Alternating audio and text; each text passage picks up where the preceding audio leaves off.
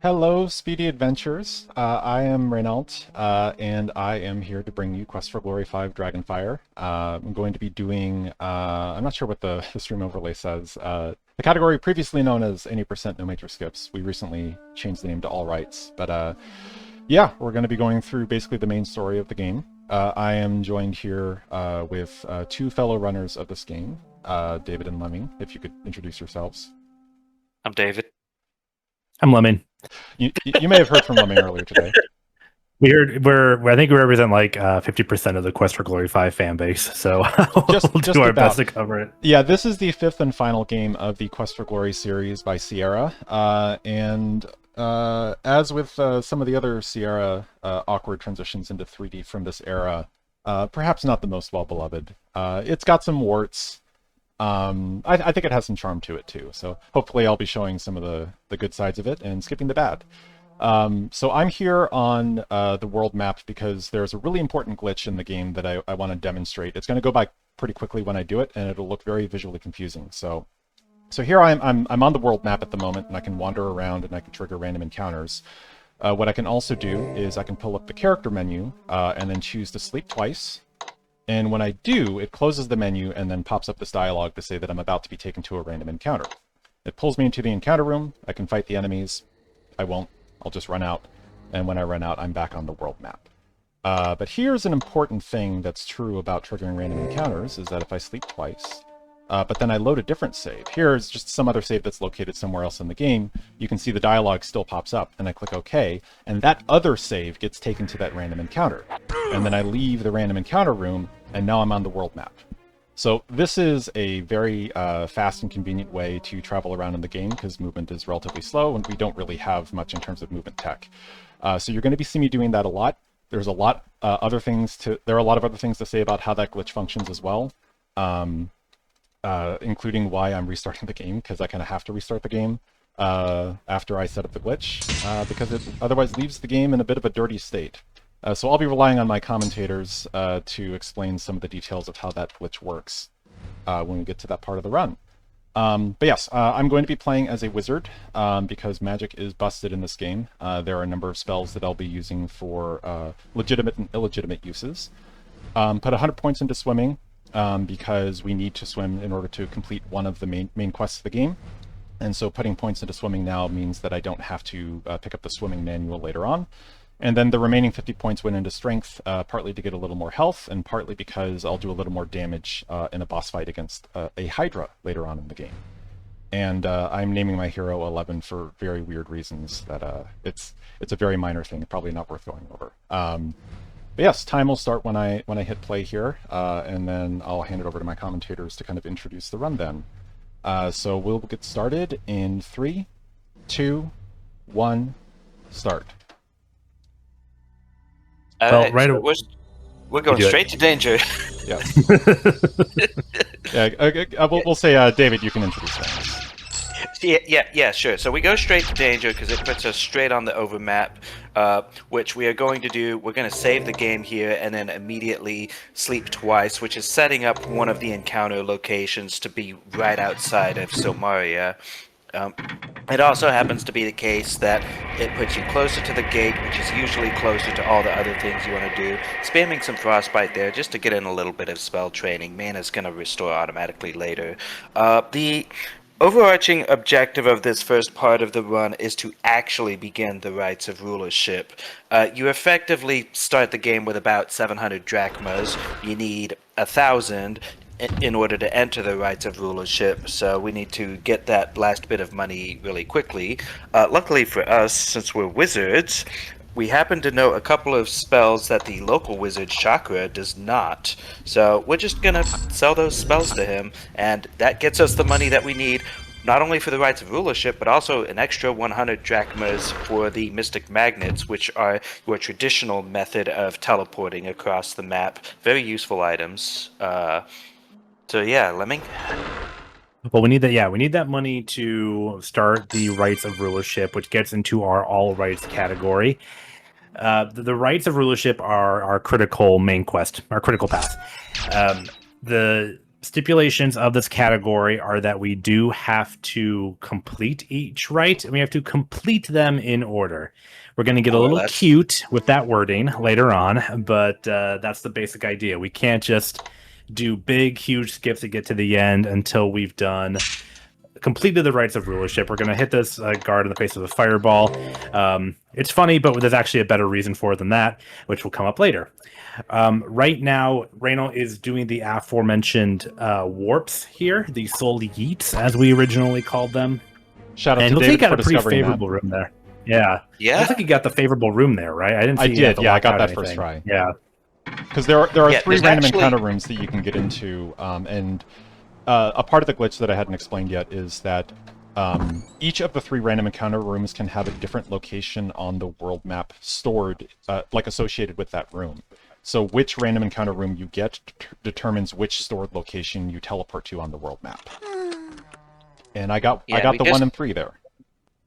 Yeah, we just happened to get the one that was right outside Silmaria. The other 2 do not have locations set yet. Part of the reason we quit and then start again is to set that data fresh. Oh, here's a different one that's going to put us way north. Yep, this is good. This is primo. He's not going to do a trick called the Northwest Passage, which is just us quitting out of the game and loading back into it, which makes us go really fast. Only north and west. It's kind of like movement in that way. Yeah, it's one of the more bizarre glitches in the game, definitely. Speaking of bizarre glitches. Yeah. So you can levitate in Quest for Glory. You cannot fly. Unless, of course, you levitate and hurt yourself with a force bolt. We're going to bounce off a wall like that. Which makes the game forget that we're levitating. Of course, we are still levitating, so we can basically fly. We are moving and flying, and we're going to go all the way up to this little precipice where we can get some Pegasus feathers. And we're going to make fetch happen. Yep. Yes. We love making fetch happen in the Quest for Glory community. And we'll do a conventional warp back to the inn. That's a great quality of life item, the Mystic Magnet, which just auto-teleports us back to our central hub. I guess I should probably get around to the right, shouldn't I? Oh, yeah, I guess you can. What we've actually been doing so far is prepping for the 3rd rite. Like I said, we don't have to do the entire progression in order. We can do a little bit of homework beforehand. But we are going to do the rite of... Freedom. Conquest. Freedom. Conquest is next. We have to defeat all these Roman invaders, and of course you could make them all take naps, or we can just knock on this door. Knock. Let me in, please. And they just let you in. Yes, Rite of Freedom operates under Capture the Flag rules. If we acquire the sigil of the village, they have to go away. Yep, they have to go home. That's just how war works. Them's the breaks. Yeah. One thing I noticed is your inventorying where you actually set up 3 empty slots so that both the sigil and the armband would end up on your quick bar. Yeah, newly acquired items go on the quick bar, and I wanted to equip the armband there. Again, increases my strength and makes the Hydra fight a bit easier. Speaking of which, I'm about to get another item, so I want the painting on my hotbar, but I don't need the amphoras until later, so those can just go in my inventory normally. Shoutouts to late 90s quick bars. Yes, and shoutouts to Lemming for the guard aggro thing. So the reason why I threw the flame dart there is for this reason. Normally you have to run all the way to the guards and hand over the right MacGuffin to them to end that rite. But if you piss them off earlier, they politely run to you, which makes that a little bit shorter. Can't you guys take a joke? I mean, they want to kill you, but they're also professionals. If you complete a rite, they are honor bound to accept your quest item and keep the game moving. And that's perfect, because they're going to be standing right next to that room entrance for when I complete the next rite. Very kind of. Yeah, so now we're on the conquest. No business is conducted on continental grounds. Again, we don't actually need what Rainault's doing here. This is a poison cure pill for just a helpful sequence later. Again, we're going to do a little bit of preparation for future rites before we do the Rite of Conquest. The Rite of Conquest is we get on a boat and go to the hub of the Roman invaders and kill their general. But before we do that, this fella here, Andre, who is going to rent us his boat, we are going to pick up some anchovies from him, which he only does on the 3rd visit. That's why we paid for his boat twice and just sailed right back. This one's for real. That's faster than save load cycling. It is, yes, but you risk doing a backflip into the water if you hold backwards for too long. Yep. I practiced at it enough that doesn't happen anymore. It's a pretty terrible time loss if you get it by accident. Vuvuzela warning. Yep, on the Vuvuzela Island. Once in every 100 streams, this will actually get your stream muted, and I don't know why. I mean, clearly you've been streaming the World Cup. That infrequent? Yeah. Nope. Excuse me. Excuse us. Yeah, so again, we're not going to nap time all these people. We only have to nap time 3 Roman invaders, which we're going to do with an overtuned frostbite spell. Look at those health bars melt. Napping 3 Roman invaders will trigger the ultra nap of the Centaur Wizard. We're going to trigger bedtime for him. Good night. And get one last nap in here for the general. And now that they're in sleepy time, the rest of them are going to go home and go to bed too. Oh, I forgot. I needed to keep the painting there for this. Oops. Oh, yeah. We have to show this painting to the proprietor of the inn, Gnome Anne, which will inspire her to make us... in. Yep. So Gnome Anne now knows how to make a balloon for us, which again, it's helpful for rite number 4 coming up. A little bit more frostbite training, and we are fortunately here at 7 a.m., which, unlike most public service buildings, actually the palace will be open and they will be accepting quest items. They always accept quest items. Yeah. Oh, that's true. They just make you go to sleep if it's middle of the night. Which it's more favorable for... Yeah, that's true. That's true. So we have this poison cure pill because we're going to trigger a cutscene where this lion tar... What's a lion tar? Well, it's half lion, half... Tar. It's within the name. This cutscene is so out of whack with the angry guards. It's beautiful. I'm not even going to talk. So, we're going to deal with this guy later, but this is also the only time you will see him. So, you think it might be fast to skip stuff, but it's actually faster to give Rakish a poison cure pill. I've been trying so hard to skip having to heal Rakish. And every time... any attempt to leave the screen gets the guards to make you come in for questioning, and then you got to deal with that cutscene with Logos anyways. And the guards do such a slow walk to come up to you. You could be sitting there for 20 seconds waiting for them to arrest you. Yeah, it's so goofy. Yeah. But on to more walking. We are setting up the Rite of Valor. We're going to do the most valorous thing we can think of, which is killing a Hydra that's not bothering anybody on its island. To do that, we're going to take this magic spear, which has far better attack animations than the magic axe, which we picked up from the general. We do need a magic weapon to hurt the Hydra, but it's worth making that detour just to have the faster DPS of the spear. To get to the island with the Hydra, we have to go to Science Island and get their Wings of Icarus. We're going to bribe them with an anchovy and anchovy and artichoke A&A pizza. Pizza being the 5th element, the scientists are especially prone to accept them. Do a little bit of myth-style puzzling here to get this gondola working. Bit of a goofy puzzle, but hey, it works. Hey, Lemming, why am I casting the open spell and everything? Well, open spells, open doors, and other things, and it also opens levers. It opens interactions with the world. Yeah. I don't understand what the question is. It opens levers. So shout out to Jakobine in general, as he's our resident glitch hunter for this game, but specifically for discovering that the open spell allows you to interact with anything in this room from a distance. And I'm about to use it here. So we're going to need to come back to Science Island later. That gondola down there, we're going to need to retrieve it, but we also need to pass an entrance exam. So I'm going to cast open on the console above. Oops. Cast open on the console above to retrieve the gondola, while also interacting with the console to do the entrance exam. And I'm going to pause here because I made a mistake during my practice run.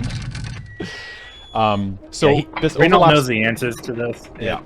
Yeah, so I have all the science jokes and Deep Space Nine references, and if you can do all those correctly, you are deemed a nerdy enough scientist to enter Science Island. The inputs you had to do that are so fast that I didn't even register that you did them. Yeah, it's another one of the many very silly things that you can do in this game that I practiced a bunch. And don't throw the pizza. Yeah, don't throw the pizza. That's just embarrassing. Like, yes, it's also a time loss, But it's just an embarrassing time loss and also It's a a waste of a good devastating pizza. time lost too. You can accidentally use this quest item as a single-use projectile. It's demented. It's terrible. So what I've done here is I'm about to fly to Hydra Island. I thought what Icarus did was a good idea, so I put some wax and feathers on some wings to fly over there. But there's a cutscene where you watch your hero swoop down a ramp and then launch into the air. That's slow. So I finish the wings while also wrong warping, which sets a flag so that the next time you appear on the world map, it starts the cutscene where you fly over to Hydra Island, but skips the animation where you're launching initially with the wings, so that saves time. Okay. It's really good that it took an entire 2 hours for that wax to melt. All right, I need to focus on this. I'll let David explain the Hydra fight. Sure. Yeah. Basically, you're supposed to hit the various heads and then flame dart the stumps. But the problem is that the side heads are on upper ledges where you can't flame dart the stump from. So we're doing the Skyrunner glitch again, the glitch we used at the Pegasus nest in order to set ourselves up so that we can actually hit these heads from the side, but like, in front instead of from the ledge. And you do have a limited amount of time to take down these heads before they will grow back, but with the magic spear, it's fast enough that you can do 2 heads, burn both stumps, and then take out the third one, and, I blinked. That was fast. Yeah, he even took a safety route there. I've seen Rainault knock out all those heads before Elsa's dialogue shows up. She's still laughing at it. I was a little bit slower. She's confused. Yeah. Elsa is as a wizard. She's Elsa. Yes. Thank you very much. I was so proud that the day that I first got the Hydra fight fast enough that I was able to kill the Hydra before Elsa even offers to help. You do have to accept her help because otherwise the game gets upset because I think it expects Elsa to be there. I think that's good. Yeah, there should be no way for you to take care of that before she shows up. Yeah. We did give her all the credit, as David pointed out, because that'll be faster when we eventually do turn in that right. We're just going to go to bed. Real bed, not the special bed. We've been doing this marathon. And the guards will wake us up and progress the plot, so that's nifty. So she can have the credit if it means saving some time. But before we do that, we are going to do basically 99% of 2 other rites. The Rite of Destiny, which is next, and the Rite of Peace, which I think is number 6? Number 6. Rite of Peace is 6, yeah. Yeah. Now, this is an adventure game. We have been puzzling, but it's also an RPG, and that means we get an airship. So all the ingredients we've been slowly picking up, this charcoal grill, this wax scoop that we got from Hydra Island. There's a quilt here. The only rope in the whole country we picked up from the Hydra chest. These are all items that we need to make a hot air balloon, which we can use to progress anywhere in the larger overmap, including a far northwestern island, which is only accessible by said airship, which is what we need to do for rite number 4. Do this. Oops. Are you gonna ping pong here? Just miss. Or I could just miss again. All right, let's just do it from up here, because it's better if I do it from up higher. There we go. There we go. Ping pong. No hands. Oh no! Yeah, this is risky because the mouse is now locked up. You can't do any interactions until the screen zooms in here. Mm-hmm. If you moved in a way that you are not going to get to the zoomed in area, it's locked up. Mm-hmm. Well, maybe you could soul yeet it to get yourself out, but I guess you could, but that's a different problem. I don't know if you can save the game while you're soft locked like that, but I'm not sure. Yeah. Oh yeah. So as you recall, Rainault already had the gondola fished out of water when he was doing his science quiz. So that's all ready for us. We don't have to wait for that long animation to happen. And we're already in good relations with the scientists. No additional. Did you just teleport inside? Yes, like I said, everything on that screen is interactable with the open inside. spell. Oh my god, why did I never know that? We opened the room. Yeah, the key is the fact that because you're on the gondola, you can't actually run over to the door, and so the game just gives up and warps you inside. Oops. There's another soul yeet just to skip a blimp cutscene. And I actually wanted to run over here. There we go. More Northwest Passage, so quit out, load back in, and we're zooming.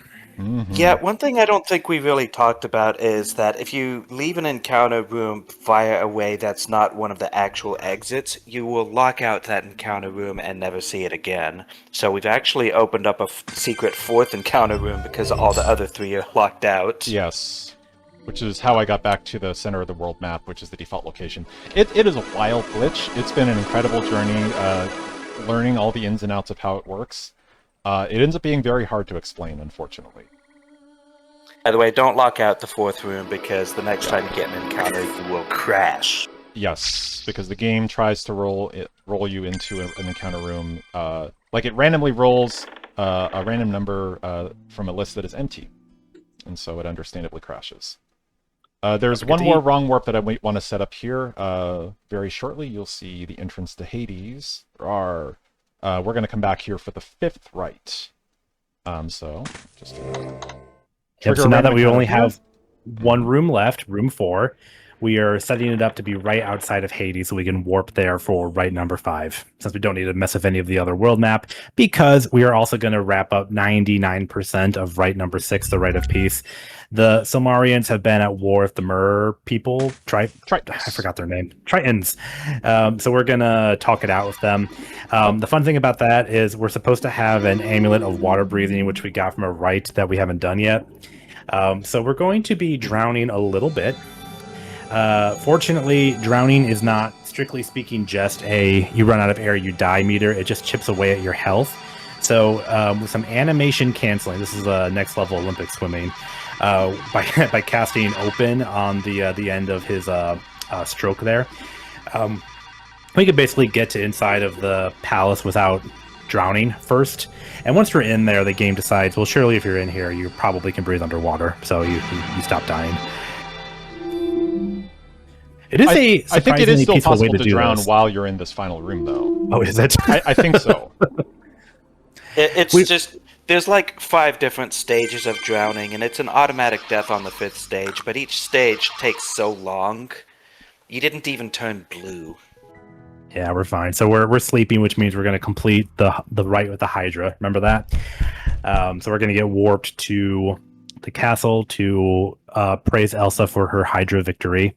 Good job, it's fine. Elsa. You don't have to win every rite. You just have to win most of them. And actually, honestly, probably for this category, it might not matter at all the way we do it. You only have to win every rite if you're doing this game 100% as a fighter. Mm-hmm. Yeah, because they get puzzle points for winning rights.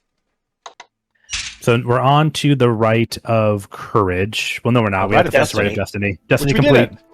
We already talked to now we're on the Rite of Courage. Now we're on to the Rite of Courage, which is we have to basically the whole kingdom dares us to go into Hades and get some Styx water. So okay, fine, we'll do that. I mean, yeah, you're not wrong. You're basically going to hell on a dare. Bet you can't There's go other to stuff hell. you can do there, but we're not going to do it. Funny thing about this game, and I appreciate it from a game design perspective, we are setting up the portal to Hades with knowledge that our in-game hero has not yet attained. However, just because we know how it works, the game will still let us do it anyway. However, it will be cheeky with some of the text boxes when we do it, which does lead us to our speedrunner's creed. If everyone could rise and chat and salute. It seems an odd thing to do, and you're not really sure why you're doing it, but you obviously have nothing better to do. Speedy Adventures 2026. I actually think this puzzle is kind of clever because by requiring you to pour water into the stream right there, they have guaranteed that you'll have an amphora in your inventory when you go inside. It's very much appreciated, yeah. Thank you, Corey. Yes. Yeah, and actually, there's going to be a fun little trick here because when you try to go in, Cerberus is going to come out, and you're going to back away from Cerberus. But, you know, if you back into it, then, well, you're going to back away from Cerberus by backing away into Hades. And look, we're past him. I love how it bumps the Cerberus sprite out of the way so you can keep backing up. Yeah, normally you can either feed each Cerberus head a different food item. It's actually kind of a cute puzzle. You can fight him if you're a fighter, or we used to actually just juke him, like just kind of kite around Cerberus, but that's just backing him is the most expedient way to do it. We can levitate down here. Again, primo wizard strats. I used to Only just jump, slight- which I don't it- recommend. Yeah, it's only slightly faster than just jumping, but significantly safer, that's for sure. Oh, It is wow, worth the noting resistance here- spell is helping a lot. Yes, I guess yeah. that's why you can get away with not buying any healing pills. Exactly. Yeah, yes. David and I buy healing pills just so we can survive the stamina drain and getting attacked by random enemies in here.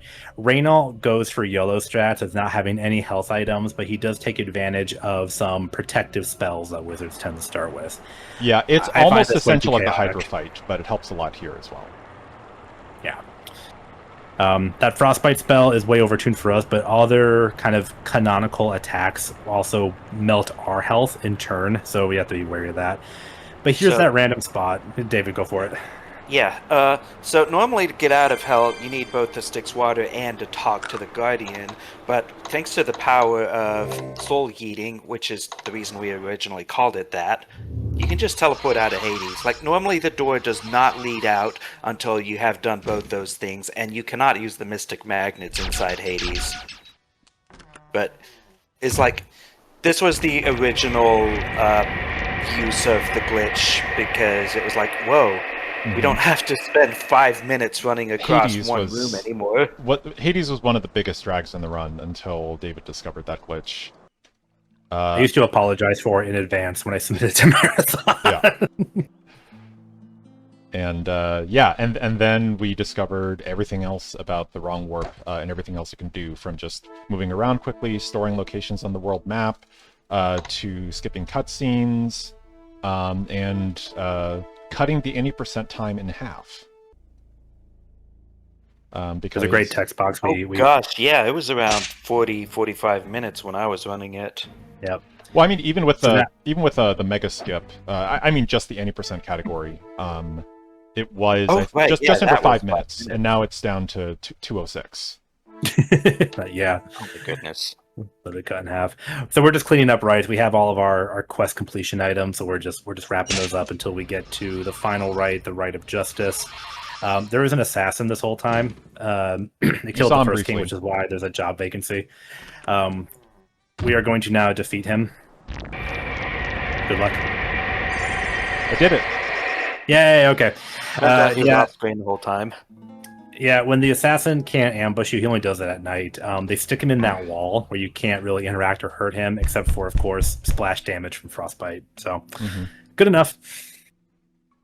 Yeah, and that was actually discovered quite a while ago by just a random person playing the game casually. It was just like some forum post where someone shared that discovery, and speedrunners were like, "Oh, we'll take that." And It's and, one might of the be the- longest known mega skips in the Quest for Glory series. Like, Yeah. I think it predates even the Wesley glitch. I think it does. Yeah, that's something like 2003 or something before anyone would have. At the time, everyone thought, "Oh, this is bad. This is a bad thing that's happened." And Whereas we're like, times "Oh, we change. don't have to do any of the rites. Everything that I did up until this point was pointless."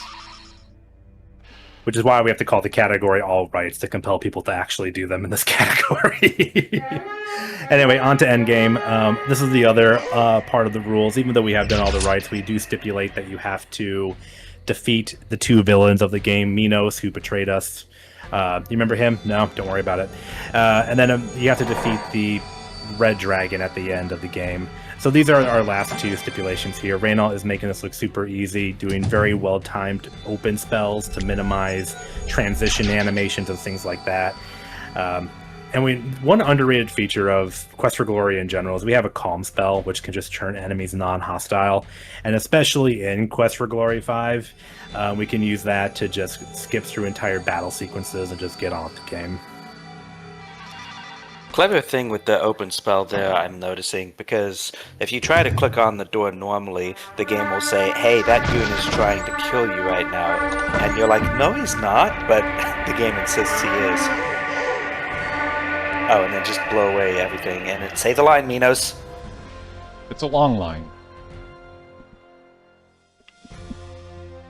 You think you have won, do you? You are mistaken. I will not be defeated. I will destroy everything, and you both will die.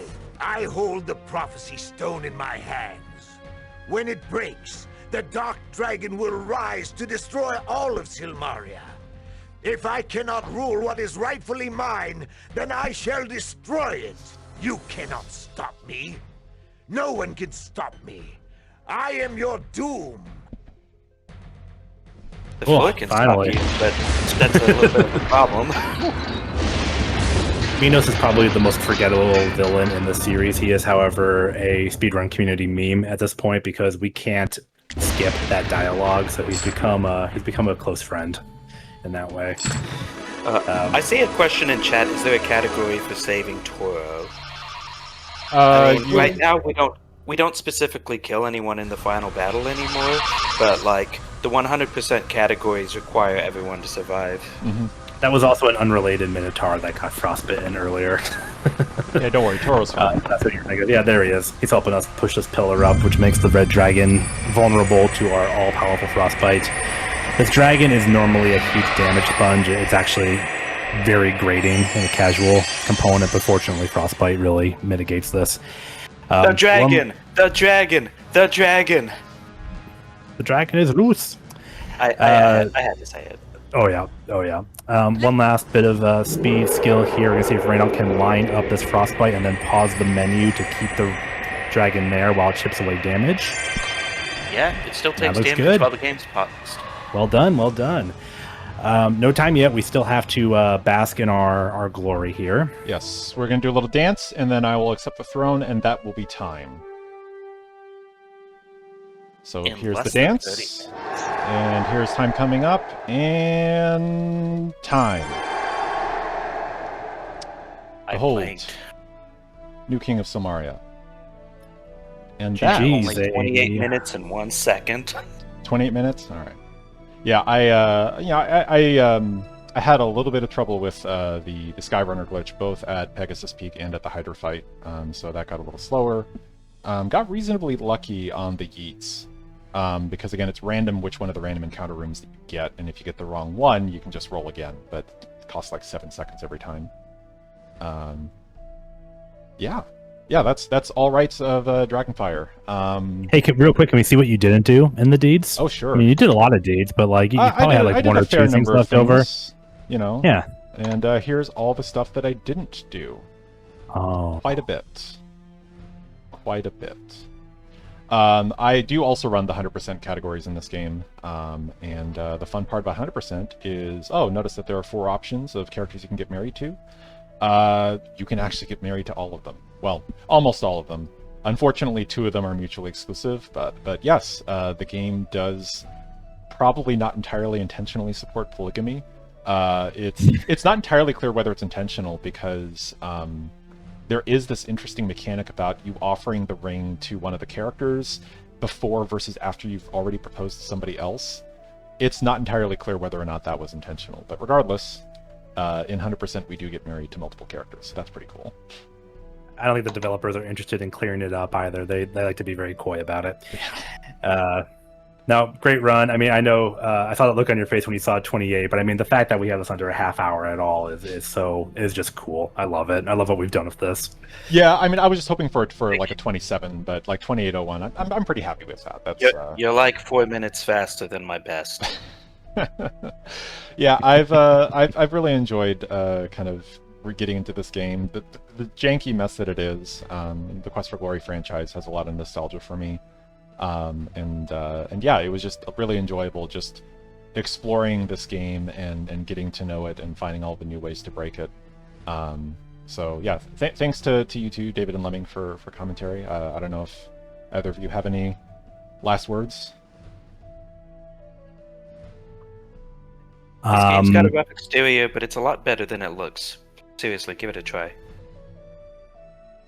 Yeah, and ideally play the rest of the series too, so you can import your character across the entire series. I think this game lands better because it is kind of like a celebration of the series in a lot of ways, because of how much of the recurring cast is included in this game, and the fact that Silmaria as a location gets foreshadowed pretty early on. But yeah. That's Dragonfire. Thanks to Speedy Adventures for having me. I hope everybody enjoyed the run, and I hope everybody enjoys the rest of the day. Take care, everyone.